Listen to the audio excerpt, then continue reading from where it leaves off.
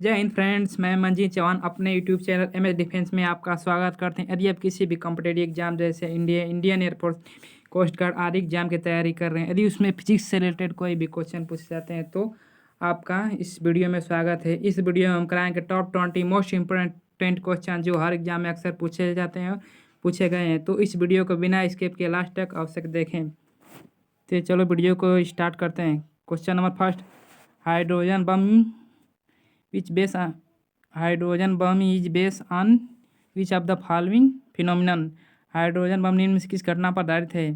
A nuclear विखंडन, B नाभिकीय संलयन, सी रेडियोक्टिव क्षय, डी इनमें से कोई नहीं। तो हाइड्रोजन बम नाभिकीय संलयन पर आधारित है, B is correct. Next question, विद्युत आवेशों के मध्य लगने वाले बलों से संबंधित नियम है। ए एम्पियर का नियम, बी ओम का नियम, सी फैराडे का नियम, डी कूलाम्ब का नियम।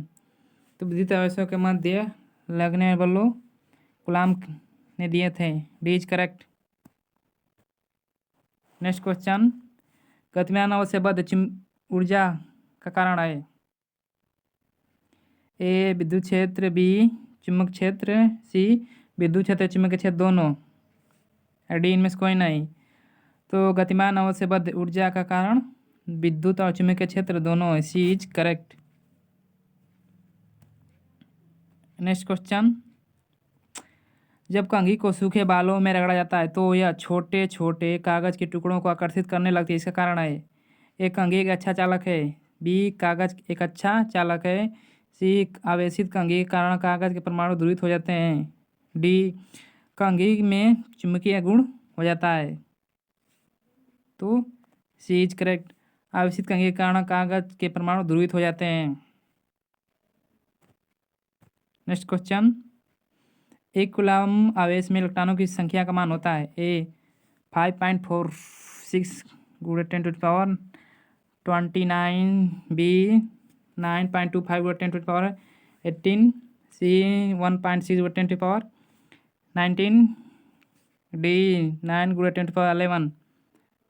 तो बी इज करेक्ट, 6.25 × 10⁻18 होता है एक कूलम्ब आवेश में।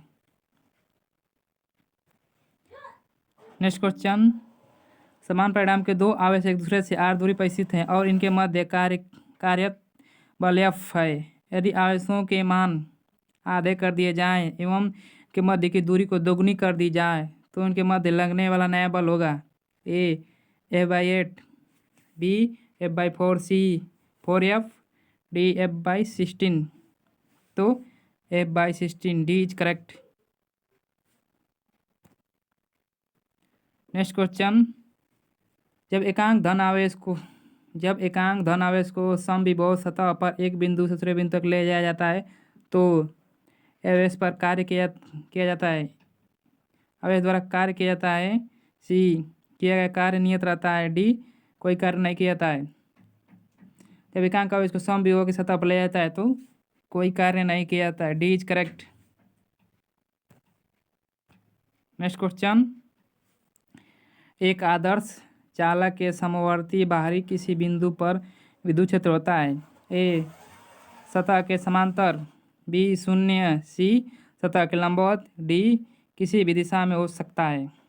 तो किसी भी सतह के विद्युत क्षेत्र उससे परस्पर लंबवत होता है, तो सी इज करेक्ट। नेक्स्ट क्वेश्चन, एक बिंदु आवेश Q को r त्रिज्या वाले एक वृत्त में Q आवेश के चारों ओर घुमाने में किया गया कार्य होगा। तो जब किसी आवेश को वृत्तीय पथ पर घुमाते हैं तो उसके द्वारा किया गया कार्य शून्य होता है, तो इसमें सी इज करेक्ट। नेक्स्ट क्वेश्चन, निम्नलिखित में से कौन गतिमान इलेक्ट्रॉनों की गति को प्रभावित नहीं करता है।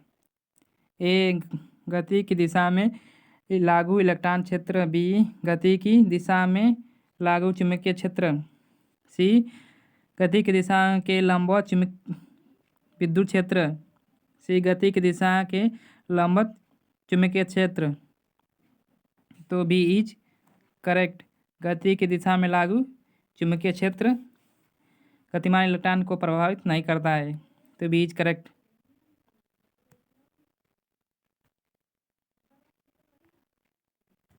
नेक्स्ट क्वेश्चन, विद्युत आवेशों को एक उपकरण में संग्रहित किया जाता है, इसका कहलाता है ए प्रेरकत्व, बी संधारित्र, सी प्रतिरोध, डी ट्रांसफार्मर। तो विद्युत आवेश को एक उपकरण में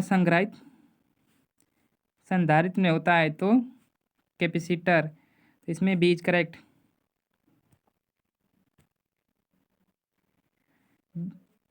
बी सोम प्रतिरोध का एक विद्युत प्रेस 5 एम्पियर की धारा देती है और 30 सेकेंड में उत्पन्न ऊष्मा जूल में होगी। A 5 kilo joule, B 10 kilo joule, C 15 kilo joule और डी 20 किलो जूल। तो उसमें होता है WR/RI²T, इसमें इतना और इतना, तो उसमें सी इज करेक्ट होगा।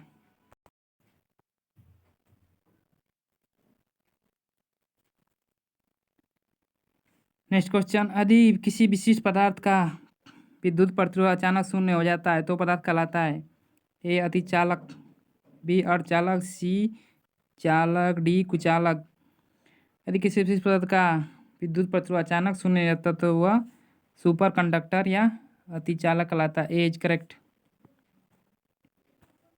नेक्स्ट क्वेश्चन, दो तांबे के तार ए और बी जिनका लंबाई क्रमशः L और 2L है के अनुप्रस्थ काट का क्षेत्रफल समान है और तार ए की प्रतिरोधकता का तार बी की प्रतिरोधकता के अनुपात में होगा, ए 4B2, C 1D 1/2। तो तार एक ही पदार्थ के बने जिसके लिए प्रतिरोधकता समान होता है, तो इसमें सी इज करेक्ट होगा। नेक्स्ट क्वेश्चन, 100 वाट का एक विद्युत लैंप प्रतिदिन 10 घंटे के लिए प्रयोग किया जाता है। लैंप द्वारा एक दिन में खपत की गई ऊर्जा यूनिट में होगी, A 1 unit, B 1.1 unit, B 10 unit, D 100 unit. तो 1 यूनिट होगी क्योंकि होता है WT/1000, तो 100 10 टाइम 1000, इससे कट पीट कर 1 हो जाएगा, तो इसमें 1 यूनिट होगी, इसमें ए इज करेक्ट। नेक्स्ट क्वेश्चन, एक बिंदु आवेश के कारण विभव V है, आवेश को दोगुने कर दिया जाता है और साथ ही आवेश से बिंदु की दूरी को दोगुनी कर दी जाती है, तो नया विभव होगा ए V/2, बी 4B, सी V, डी 2B। तो B होगा क्योंकि V बराबर होता है के आवेश बाई R, जिसमें V डैश इक्वल टू के 2R 2V 2Q बटा में 2R, जिसे कट पीट कर V/V होगा, जिससे C इज करेक्ट होगा।